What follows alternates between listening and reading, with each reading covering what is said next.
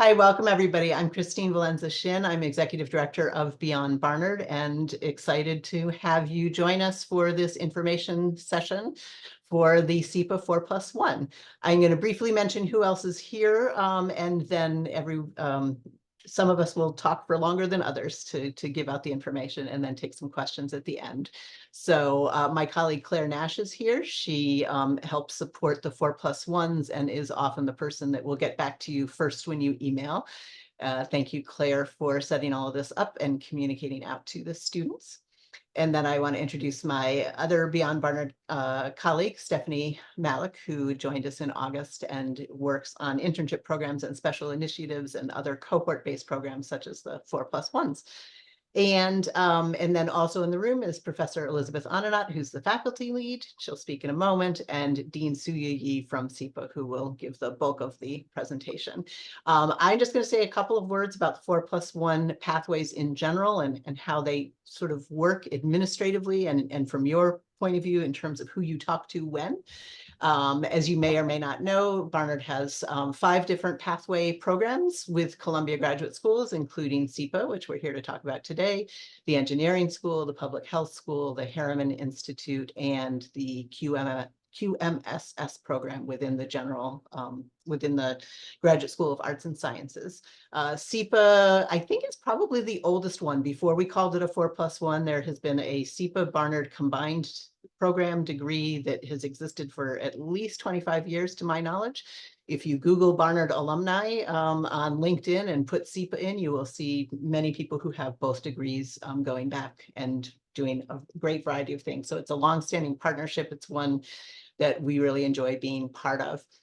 Beyond Barnard's role generally, we act as the administrative support for the 4+1 pathways and as a liaison between Barnard faculty, Barnard students, and faculty and staff over at the Columbia Graduate School. So we are here early in the process to help set up these information sessions and to answer general questions, especially in the early years from first years and sophomores who might be interested in the program, to talk about your interest, how it might fit into the big picture of what you're interested in studying, what you're interested in doing career-wise, and to help you just give basic information about what to be thinking about as you consider a 4+1. And then we also come back during the application process.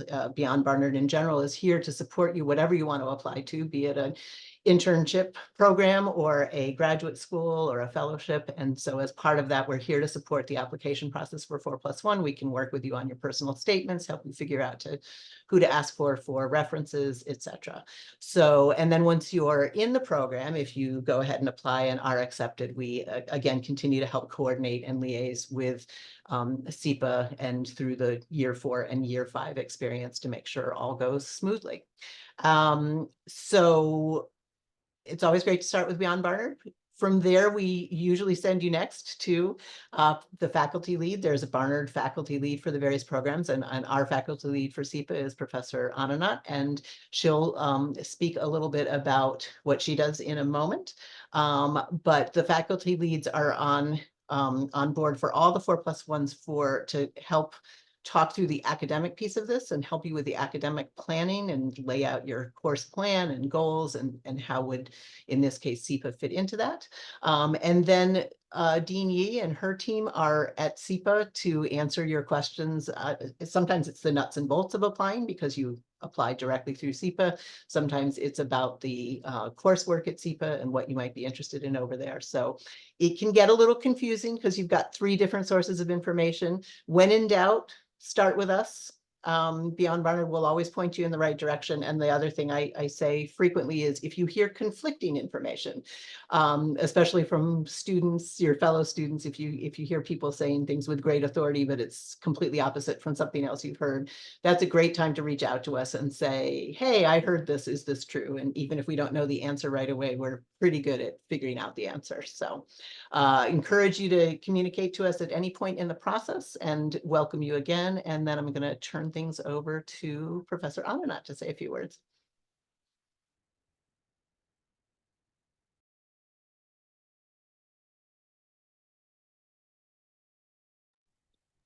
I was muted. Thanks so much. I'm delighted to see so many people here. I'm going to just talk a little bit about nuts and bolts and about my role, and hopefully that will also cover some basic sort of frequently asked questions about how you actually go about preparing to successfully apply to the 4+1, because that's the main role that I have, is helping make sure that you're able to do that. So I'm just going to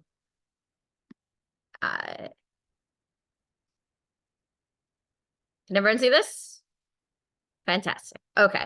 So my role, and you'll interact with me a fair bit your junior year, but anytime before that you have questions, my role is basically to make sure that the SIPA 4+1 is a great enriching educational experience for you. And when is that true? Well, SIPA is a fantastic school. The 4+1 is a great program. The only time that it's not a great enriching educational experience is if it jeopardizes your timely and successful graduation from Barnard. That is not what we are looking for. We are not wanting you to try to do this and then have it end up sort of backfiring, right? So I'm here to make sure that you only apply to SIPA if you're positioned to complete your Barnard degree successfully during your first year of grad school, right? Because that's basically what you're doing if you do the 4+1 in your fourth year. You are a senior at Barnard at the same time that you're doing your first year of a 2-year graduate program. Okay, so that's a heavy lift. That is not something that just anybody can pull off. It requires some advanced planning to make sure that it goes smoothly. So I need to check basically that there is room. There's room for you to take up to 2 courses at Barnard during your first year of grad school, right? So you're finishing Barnard, you're starting grad school. How are you going to do that? You're mostly going to be taking SIPA classes in your 4th year. There's room to be taking 1 class at Barnard per semester that year. So that means you can only have 2 classes left for your Barnard degree when you start your 4th year. For many students, that's going to be their 2-semester senior requirement for their major, a senior thesis or a honors, a seminar plus an additional elective, various other capstones that different majors require. Some other students may not need to do a 2-semester senior requirement for their major. They may have completed their major requirements early, but they may have 1 or 2 other GERs left to take. So you could take those your senior year instead if you finish your major. But if you will finish the summer before your senior year, so that is right before you start at SIPA, right before you start your senior year at Barnard, if you are in a situation where the number of courses you need to complete for your major plus the number of GERs that you need to complete is greater than 2, then you can't apply to the 4+1. So it's important to plan ahead to make sure that this is not the situation that you end up in at the beginning of your senior year. Another situation that people sometimes are in is they might have completed their major and their GERs, or up to just 2 classes less than that, but they're transfer students and they studied abroad, etc. And they need a few more credits taken at Barnard to reach the required 60 credits completed at Barnard, because of course credits completed at SIPA are not credits completed at Barnard. So when you're taking those classes at SIPA, you need to have already basically done most of your 60 other than those 2 courses that you're doing your senior year. Okay, so if you're going to finish the summer before your senior year with your credits taken at Barnard less than 52, then again, you can't apply to the 4+1. So you want to make sure that you're getting those credits done. Okay. If you have more than 2 total classes to take in order to finish a second major or a minor or a certificate, etc., so you've done your major requirements, you've done your GERs, but you have something else that you're trying to do. Well, you can apply to the 4+1, but you're going to need to think about the trade-offs here, right? You might not be able to finish that second major, the minor, the certificate, and whatnot. It might be a choice. Do I want to do SIPA or do I want to do that certificate? And that's something I'm happy to talk to you about. But what's not negotiable is you really need to be only taking 2 classes at at Barnard your senior year. Okay.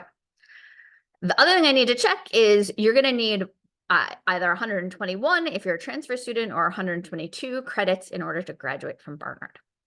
If the total that you will have when starting grad school falls short of this by more than the 2 courses that you will take at Barnard, that fourth year during your first year of grad school, then you're going to need to count some of your SIPA courses toward your Barnard degree. Just like if you're a transfer student, you counted classes taken at other schools toward your Barnard degree.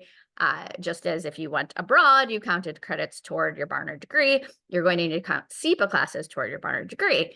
And just like with those other things, not all classes count, right? Many classes do, but not all. You're going to need to make sure that the classes you're taking at SIPA can count. Most SIPA classes will count.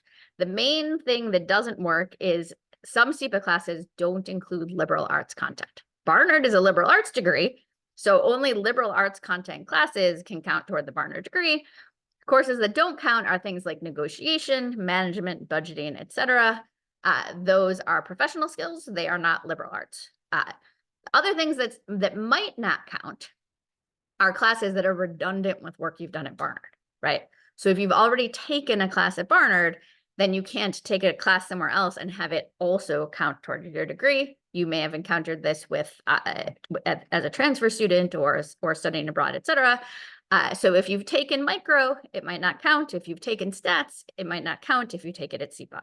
So we need to make sure that that the classes you're planning to take at SIPA and need to count toward your Barnard degree, in fact, can count. Sometimes those are tricky. I just had the tricky cases. Okay.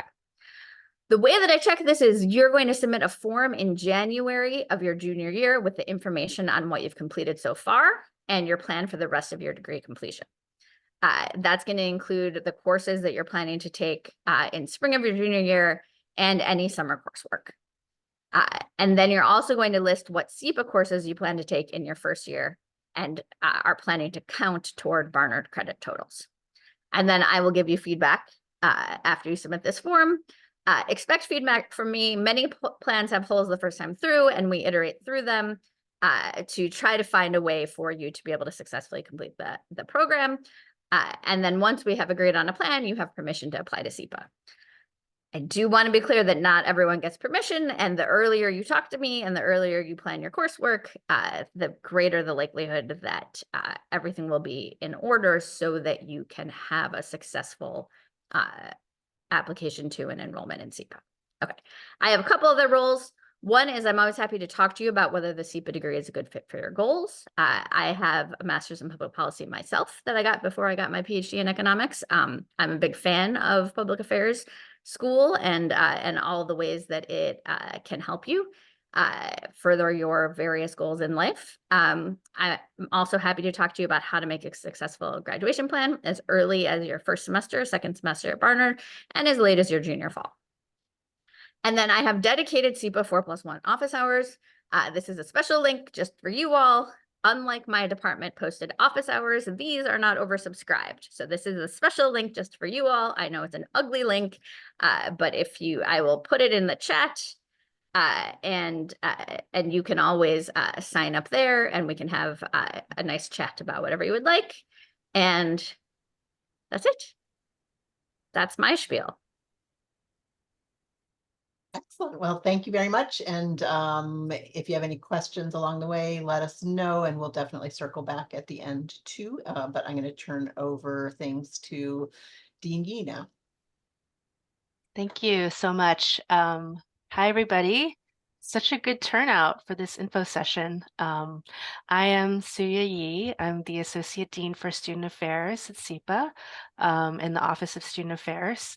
And our Office of Student Affairs covers not just student life, like student groups and stuff like that, but we also do advising, registration, and a lot of other typical student services types of tasks. And I'm very excited. I feel very lucky to be the point person for this particular pathway.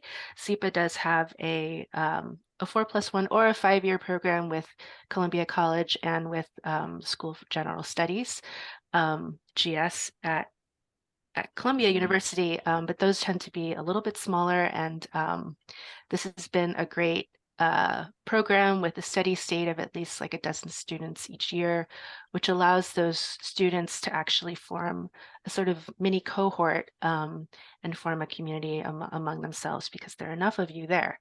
So if any of you are interested after this session in getting in touch with any of those students, I think myself or Christine could, we could connect you with current students, either who are in the 4th year or finishing their 4th year, and planning to come over to SIPA for their 5th, or those who are finishing SIPA their +1 year and getting ready to graduate with their MIA or MPA degree. So I'm also going to share my screen.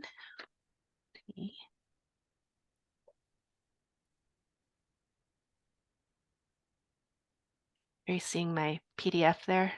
Okay.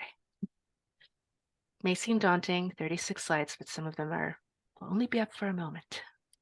Open up the chat. Okay. So I'm going to just talk to you a little bit about the SIPA degree, some general information about the program. I'll spend a little bit more time on the curriculum because I think what Professor Ananat was speaking about, you know, the credits and all of those requirements is really important. You know, you start out very eager to do this program. Yes, it's all doable, but the SIPA degree is 54 credits over 2 years, which is a lot. It's a very credit intensive program. It's a quantitative, there are a lot of quantitative courses in our core requirements for both the MIA and the MPA. And so it's a very rigorous program. It's a full-time program with students taking between 12 and 18 credits each semester. And you would be taking 12 credits in your 4th year, coming over to SIPA with 24 credits completed of SIPA degree coursework, graduate coursework. So it's not something to be embarked upon lightly, but it is such an amazing opportunity to complete this very rigorous graduate program in, you know, half the time, which is also half the money.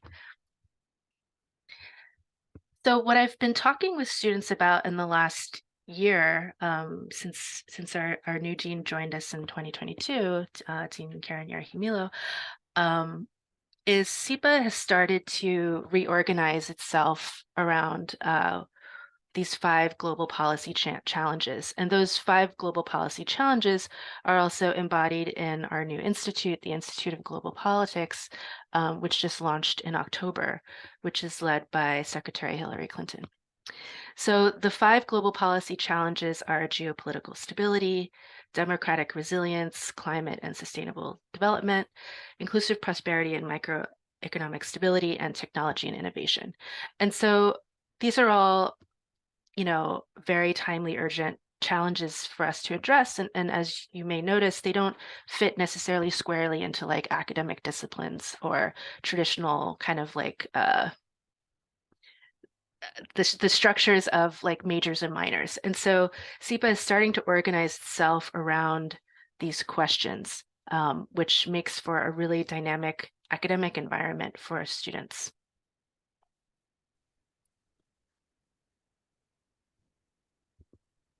So part of the strength, something that's very unique about SIPA is the makeup of our faculty.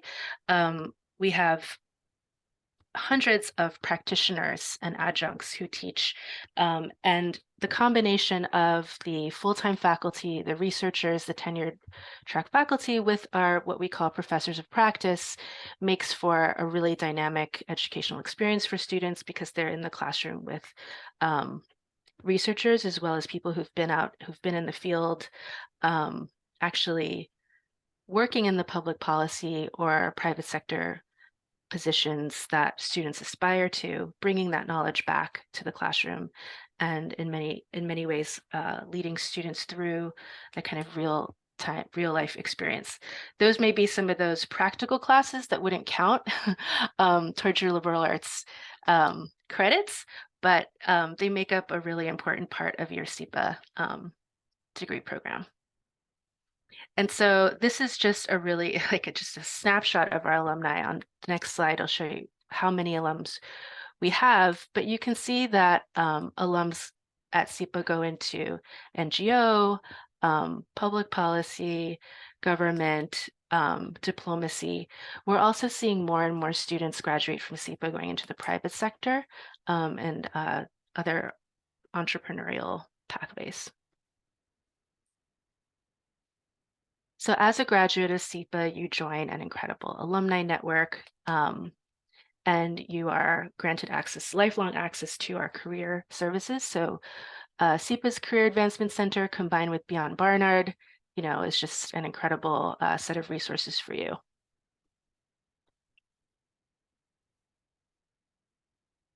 Students as early as their first semester begin training and getting oriented in their future job searches. We have a signature job fair career conference in Washington, D.C. every January, which is a signature event for our Career Advancement Center. We also work closely with the World Leaders Forum and host world leaders out of SIPA. I think we're having the former Prime Minister of France. We're hosting in a few weeks. And then here's a photo from our 2022 commencement where we had Linda Thomas Greenfield, U.S. representative to the UN. So one of the most attractive, you're here, you're interested in grad school, you may be interested in SIPA specifically, you may be interested in grad school in general. Obviously, one of the advantages of the 4+1 program with SIPA or with any of the other Columbia schools is that you get a Columbia graduate degree, you get to stay for one more year at the university that you're familiar with, where you already know kind of how to get around, how to navigate, and you have further all the access and resources to the incredible array of opportunities at Columbia University. So as I said, the program is rigorous. There are a lot of requirements, but there will be space for you to take electives. And students at SIPA are able to take courses at all of the graduate schools at the university, including the business school, law school. And so those also require careful planning. So that's something that we would talk about early on once you're in the program and I become your advisor. But it's a grad program, unlike some of our competitors, in that you do have a lot of opportunity to take courses outside of the school. So here's a kind of a snapshot of the MIA and the MPA degree.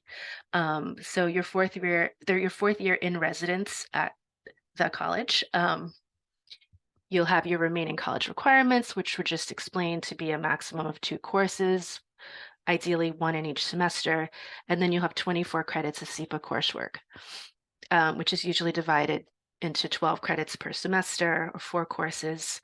And that within that 24 credits, you'll be able to complete probably 75% of the core requirements, plus you'll begin taking some of your requirements in your concentration and specialization.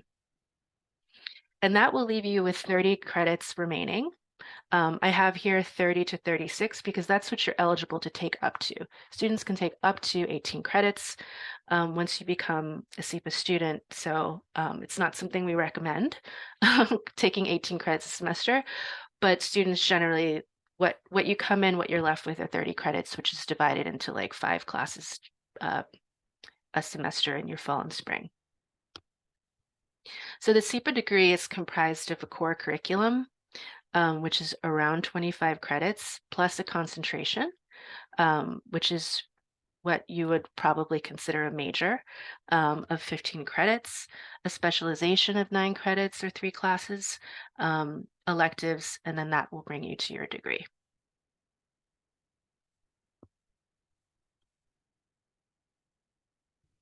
So these are the current concentrations that are offered at SIPA.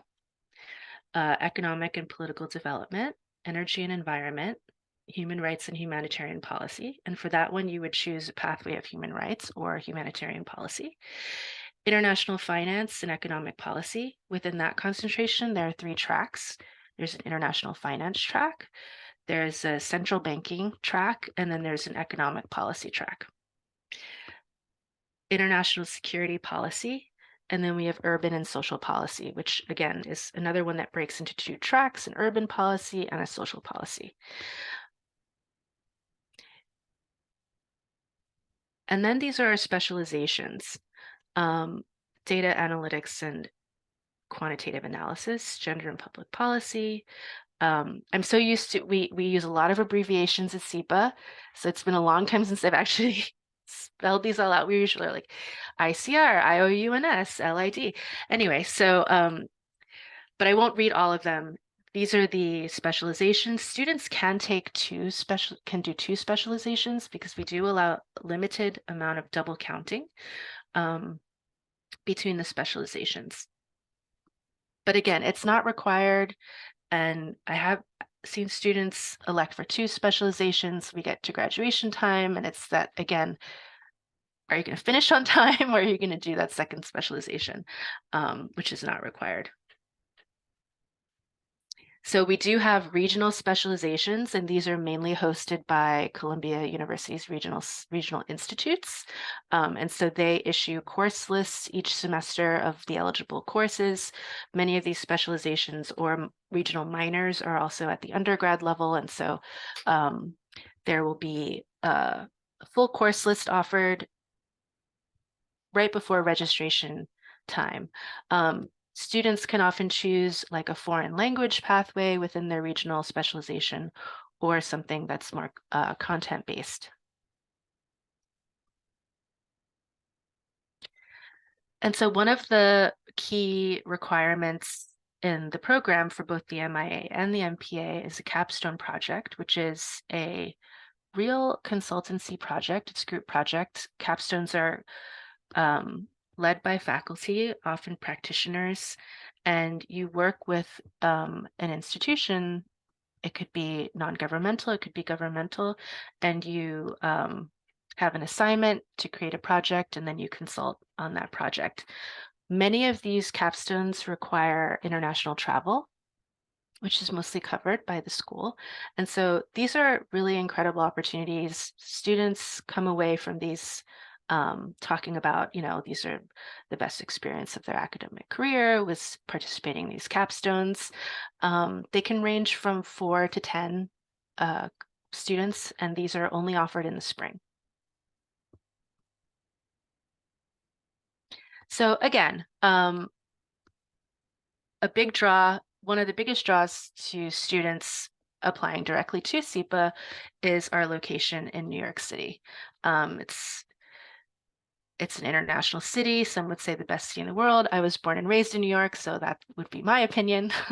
And so for those of you who are also from New York, but who maybe came to New York, who are in love with the city as well, and who want to stay an extra year plus get a graduate degree, the city is a major draw. So we always, just want to remind people that staying for this degree also allows you to stay in the city, and we do a lot of programming for students, exposing them to the city, in particular to the UN. We have deep ties to the UN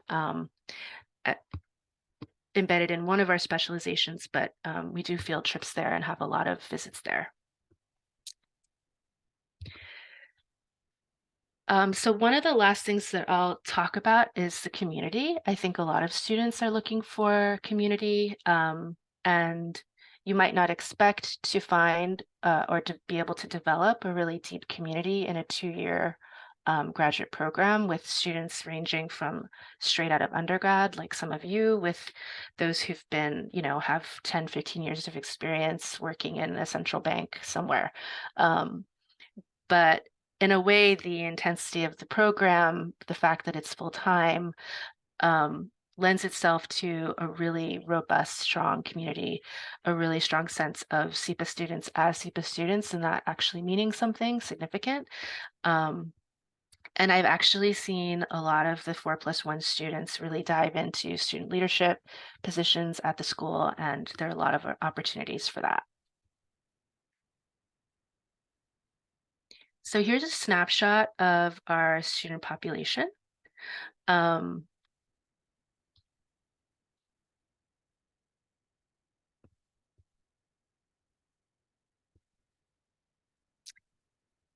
And so when you come to OSA, which is the Office of Student Affairs, you'll find a really supportive hub to support your needs throughout your graduate life. And we're working really hard to enhance a lot of our community building programming. We're kind of shifting from a more like back-end registration transactional type of office. It's been like we've been evolving over the past 5 years into a really robust student life office. And this is in response to the needs of our students who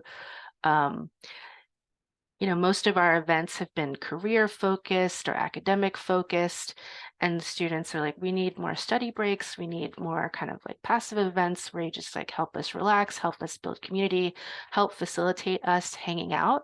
And so we're like, oh, okay. Okay, maybe, that's easier for us too. Like, we started this like donut stop believing event, and we have like these donuts, and it's like things like that. And so a lot of that is being led by students who are coming straight from undergrad and saying like, hey, this is something that I really enjoyed at Barnard, and I would love to see that program here. And so we're one of the largest public policy schools in the US. And so one of the ways that we create a smaller, more intimate feel for our students are creating these SIPLs groups, which is SIPA plus people, SIPLs. This is a term that I inherited when I started here. And some students who become unhappy call it, say, sheeples. Anyway, so it can evolve into many different forms, sepals, but you will start seeing the word sepals around if you join SIPA. And what we do is at the point of orientation, we do put students into cohort groups or sepals groups, which are led by second year students. In our context, those are our advanced students, even though they're 1 year ahead of you. And those student leaders basically follow you throughout your time. And then hopefully, if you have a great experience there, we hope that those students become peer advisors in their second year. You get special clothes. This is probably nothing compared to what you have at Barnard, but for us, it's pretty special. And so another highlight that I just wanted to mention is that we do, as much as possible, provide students with professional opportunities to showcase their work, showcase their interests in a semi-professional setting in front of their peers. And so one of our signature events is called SIPA Speaks, and we have students talk about whatever kind of academic work they're focusing on at the moment.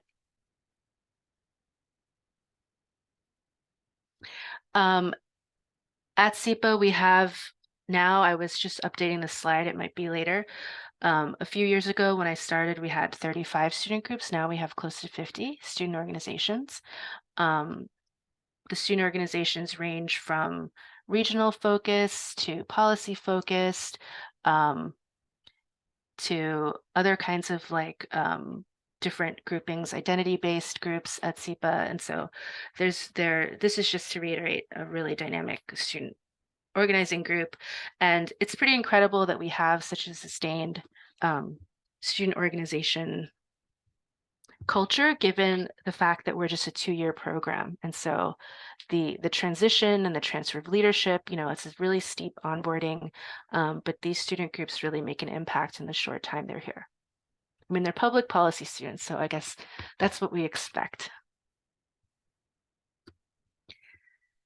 So it's really hard to, even on a couple slides, just encapsulate like all of the different guest speakers, forum, and events that we have at SIPA. As I noted before about the global policy challenges and the creation of this new Institute of Global Politics, if you just go to their website, you'll see all of the incredible events that are happening. And those events and that institute is really meant to increase SIPA's impact, which is a major focus of the school, and actually like something that distinguishes us from many of the other public policy schools in the US. So I think that was all that I wanted to say about SIPA. Again, apply during your junior year. I think many of you here are maybe in your first or second year. That's great. I'm very excited. I will also reiterate what Christine was saying about Beyond Barnard. If you come to me first, we'll have a great conversation. It'll be a brief one if you haven't already spoken to the folks at Barnard first, because it's sort of like, you know, for me, we'll be talking more about what it's like at SIPA, how to apply, what it would be like. But, you know, we'll want to make sure that you're actually eligible to apply before we get into that conversation. So these are just a couple of, you know, perks of the program, but I think the biggest perk is just the savings in time with accelerating through this program, and being in both schools at the same time can be challenging, but it also kind of broadens your network of support, and the schools, we work really closely together to support you. So that's all I had for my presentation. I'll stop sharing, and I'm really happy to answer any questions you might have. Great, thank you so much. We will open up.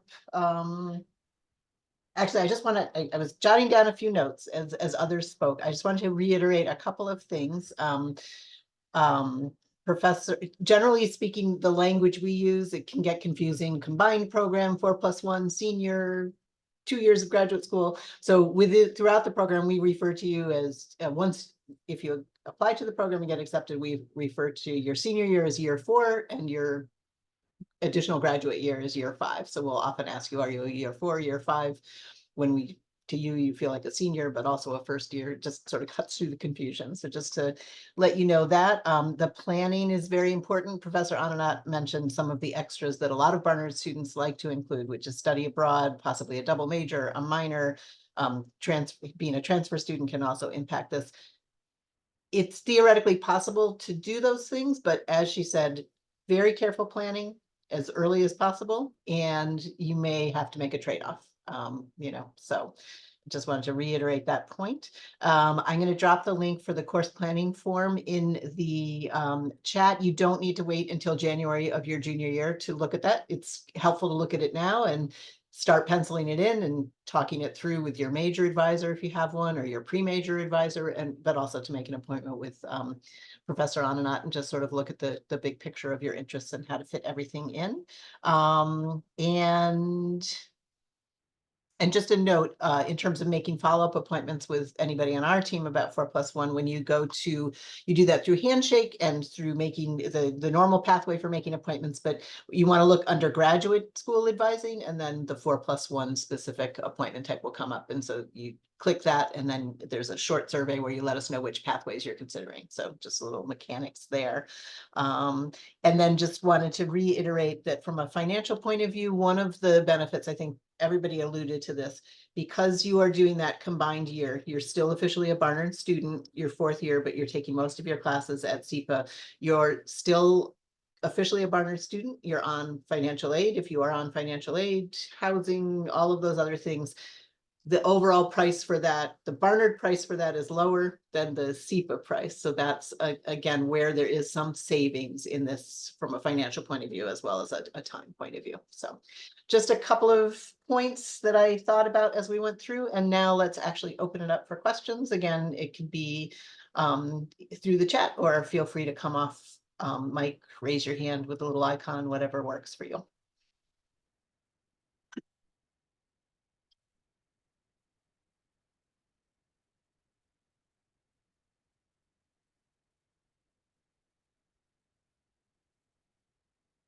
Looks like we did our job very well.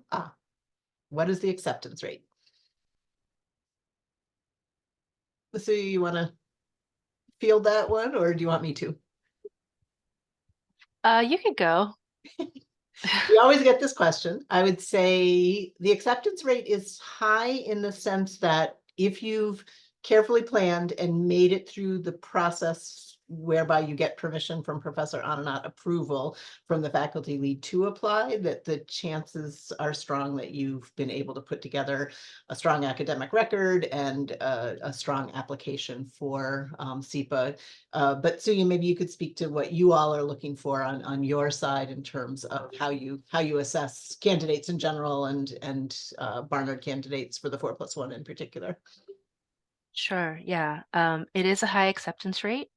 And although we do not have a required undergraduate major for the program, we do look at majors that are aligned, such as political science, economics, human rights, international affairs. Those kinds of majors often have undergraduate coursework that lend themselves to our admissions review. We will be looking for, at least maybe one course on statistics or economics, even if it's at a beginner class,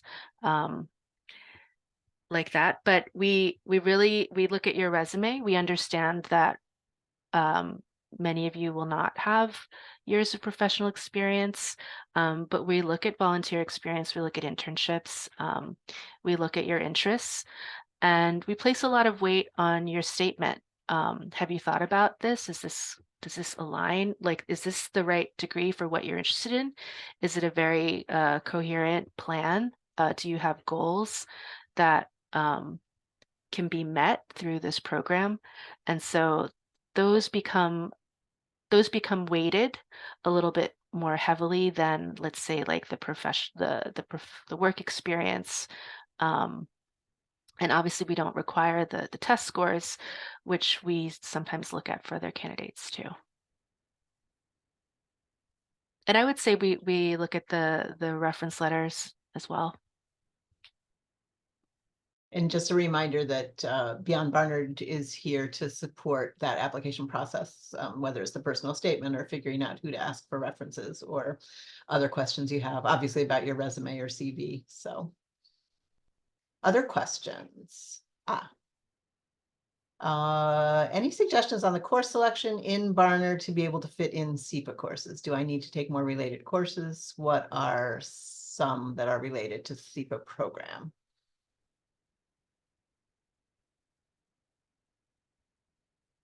I mean, go ahead, Suya. Yeah, well, like I was saying, for general applicants to the program who are coming in, straight to the 2-year program, we look for some background in micro and macroeconomics. We also look at if you've done politics courses or any kind of international affairs courses, any policy courses, because those are the kinds of courses that we have in our core. And so we want to see if you've taken those, how well have you done in those courses. So unfortunately, I don't know that much about the core curriculum at Barnard, like the general requirements. And so I don't know if you're in your first year, if you had like a social sciences requirement, for example, and a range of options, and if you're thinking about this, like maybe you'd want to take an econ course, because that's something that would be great preparation for the SIPA degree. I feel like that's kind of wading into maybe Professor Ananat's territory with the course recommendations, but yeah, it's not prescribed. But if we're interested in you as an applicant and you haven't taken any of those courses, we might require that in order to be admitted, you'll take some introductory econ or statistics courses over the summer.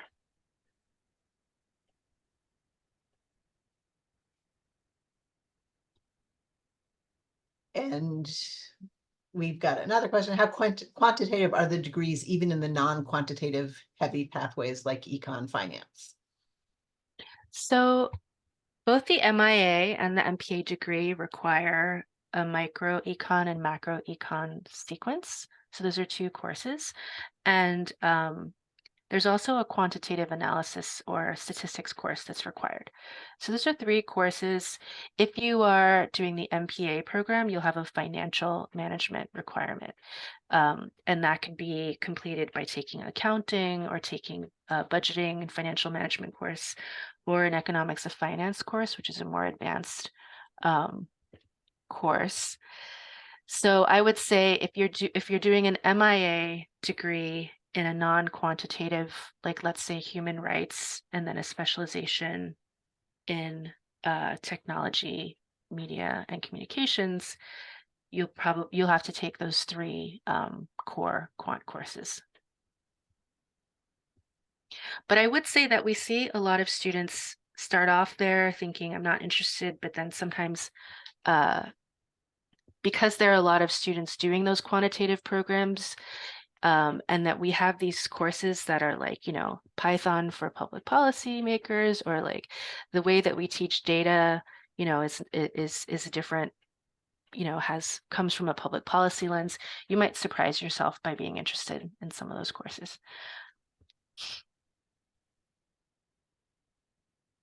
Okay, so Rebecca's question, can you go into a little more detail about the differences between the MIA and the MPA programs at SIPA? So there's not a huge difference. There are a couple differences in the requirements. For example, the MIA degree has a foreign language requirement. If you take an intermediate or above foreign language courses at Barnard, we would consider, if you take intermediate 2 or above, and you get a grade in that course, it's a passing grade, we would consider your foreign language requirement waived. That's a little more detail than you need. Each of the programs has a core course. The MPA program has a course called Politics of Policy Making, and the MIA degree has a course called Conceptual Foundations. So that's another difference. And then there are 2 other differences in terms of the curriculum. In terms of the core requirements, the MIA degree has a course called Interstate Relations that's required, and then the MPA degree will require a management and a financial management course, whereas the MIA degree requires management or financial management. So this is all outlined on the website, and Rebecca, I can follow up with you. You can reach out to me and we can kind of go through in detail. But generally, the 2 degrees in terms of their requirements are pretty similar. And actually, the school is undergoing a curriculum review to look at potentially making these degrees a little more distinctive. Is it too simplistic to say that the MPA is more domestic US focused and the Masters of International Affairs is more globally focused, or is that an oversimplification? I think that it's changing. I think there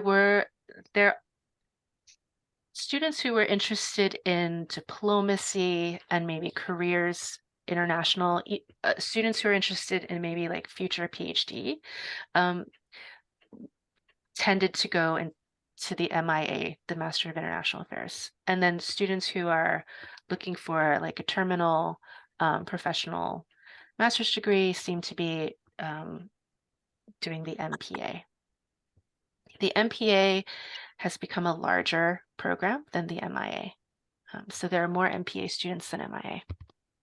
But you can do any of those concentrations or specializations regardless of whether you're in the MIA or the MPA degree. I'm writing stuff down. It's really important. So,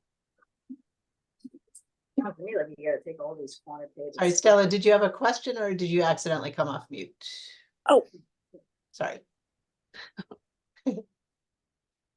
So Suya needs to leave soon. We want to be respectful of the time, but I was curious, in the absence of me seeing any other questions, sometimes the question comes up. I'm curious, Suya, your perspective on what it's like for 4+1 students to go, to be the kind of youngest in the room. You mentioned the average age is 28, and we know that a lot of people who come to SIPA come after being out in the world of work. What's that experience like to sort of be part of that, I guess, age and experience mix? Yeah, so this has come up a lot recently, and actually our dean was a 5-year student from general studies And she's brought a lot of perspective to that because we've had meetings with students, and some say, I'm in this classroom, I'm with a bunch of people who have this work experience and quote real world experience that they're bringing to the classroom, and I'm like straight from undergrad, like what do I have to offer? And the age of the students is trending younger at SIPA, so it's becoming more, there are more and more students who are straight from undergrad. And what we always try to stress is that maybe you're not bringing that kind of work experience to the classroom, but you are bringing, your experience from an academically rigorous program. You're bringing your close read of the text. You're bringing your analysis, of what you're reading to the classroom. You're bringing your perspectives on like the content of the course, and everyone has their own unique perspective that's really valuable. And so I think imposter syndrome or, concerns about like being the youngest in the classroom is something that students experience. Other students feel like I'm the oldest person in the classroom, and then we have a different conversation. But I would say that the SIPA degree is one that works well for students straight out of undergrad, as well as students who've been out in the workforce for a while. Great, thank you. Any last quick questions for any of us?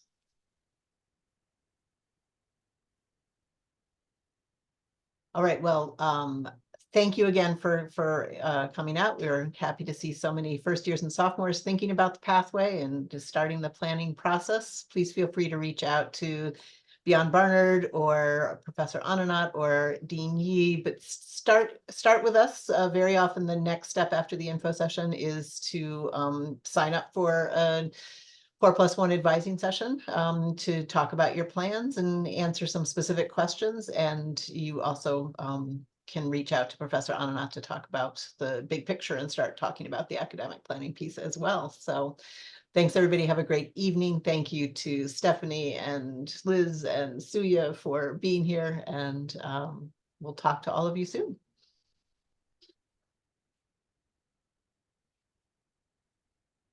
Thanks, Christine. Thank you. Christine will Okay. be in touch. Bye, Yep. Liz. Bye. Bye.